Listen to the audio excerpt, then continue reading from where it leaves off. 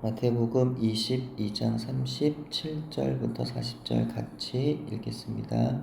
예수께서 이르시되 내 마음을 다하고 목숨을 다하고 뜻을 다하여 주 너희 하나님을 사랑하라 하셨으니 이것이 크고 첫째 되는 계명이요 둘째도 그와 같으니 내 이웃을 내 자신같이 사랑하라 하셨으니 이 두 계명이 온 율법과 선지자의 강령이니라. 아멘.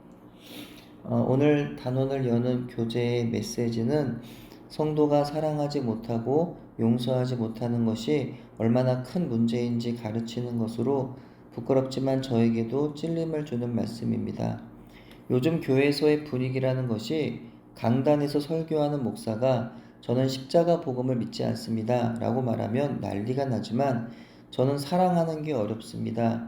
도저히 용서할 수 없는 사람이 있습니다 라고 고백하면 그것은 인간적인 것으로 용납하게 된다는 것입니다.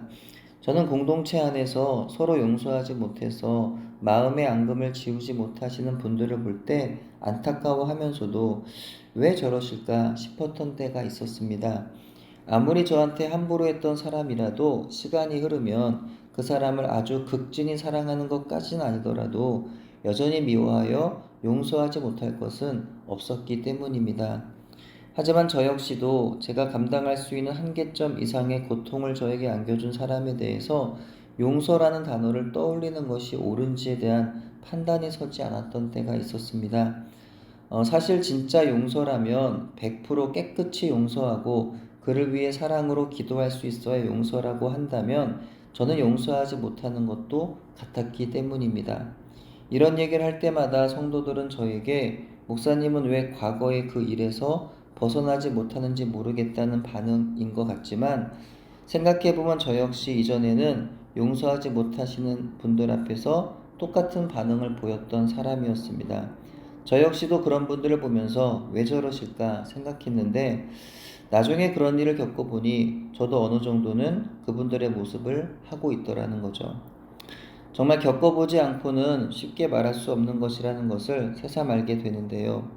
물론 원수도 사랑하라 하셨던 주님의 마음이라면 저 역시 100% 용서하는 것이 맞기에 제 마음에 아주 조금이라도 남아있는 그 미움이 있다면 그것마저 완전히 사라져 용서하기를 기도하고 있습니다. 교재에서 어느 선교사님의 메일이 소개되어 있는데 제 마음 같아서 공감이 됩니다.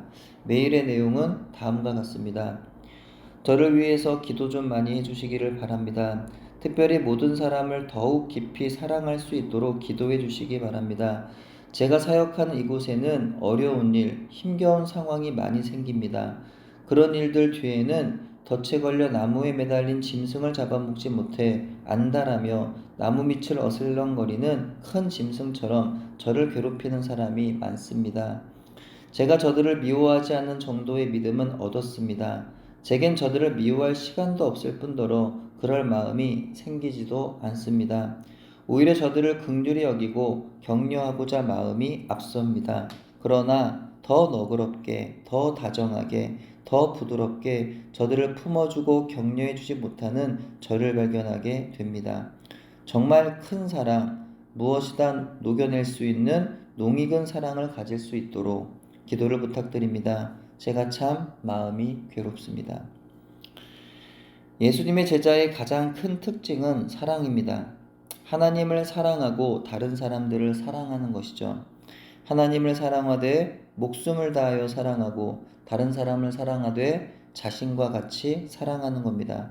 근데 많은 사람들이 그렇게 사는 것을 어려운 일이라고 생각합니다. 근데 왜 어려울까요? 내 힘으로 사랑하려 하기 때문입니다. 그렇다면 우리가 어떻게 사랑하고 용서할 수 있을까요? 그리스도인의 핵심은 나는 죽고 예수로 사는 것입니다. 사랑할 수 없는 나는 죽었다는 사실을 믿음으로 고백하고 내 안에 계신 예수님의 사랑으로 사랑하는 것입니다. 사실 설교자인 제가 100% 사랑과 용서의 실천을 하는 그리스도인으로서 이 설교를 할 수만 있다면 얼마나 좋을까요? 저야말로 아직도 부끄럽게도 저는 십자가 복음을 믿지 않습니다 라고 말하진 않지만 저는 도저히 용서할 수 없는 사람이 있습니다 라고 고백하는 목사인 것 같습니다. 저 역시도 어느 선교사님의 고백처럼 저를 미워하고 공격하는 사람들에게 불쌍히 여기는 마음으로 기도할 수는 있어도 그를 더욱더 부드럽고 다정하게 안아줄 수는 없을 것 같습니다. 하지만 생각해 보니까 제가 사랑과 용서에 있어서만 100% 실천하기 때문에 설교하고 있는 것은 아니라는 그런 생각도 하게 됩니다. 제가 어느 한 부분도 완전하게 살아가며 실천하기 때문에 설교하는 것은 아니더라는 거죠. 부족하고 연약하지만 주님이 그럼에도 불구하고 설교자로 사명을 맡겨주셨으니 저도 이렇게 주님의 말씀을 들으면서 지속적으로 제 믿음의 자리를 점검하고 고민하면서 날마다 제 연약하고 죄된 부분을 조금씩 고쳐가는 것 같습니다.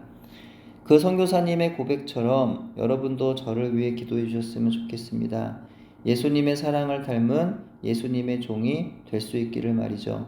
큰 사랑, 무엇이든 녹여낼 수 있는 주님의 사랑을 가질 수 있기를 말입니다. 그리고 여러분도 그 사랑을 가질 수 있기를 기도하겠습니다. 주님의 그 사랑으로 세워지는 우리 교회가 되기를 간절히 소원합니다. 기도합니다. 하나님, 오늘 말씀을 준비하고 전하면서 주님 앞에 너무나 죄송하고 부끄럽다는 생각을 새삼 다시 하게 됩니다.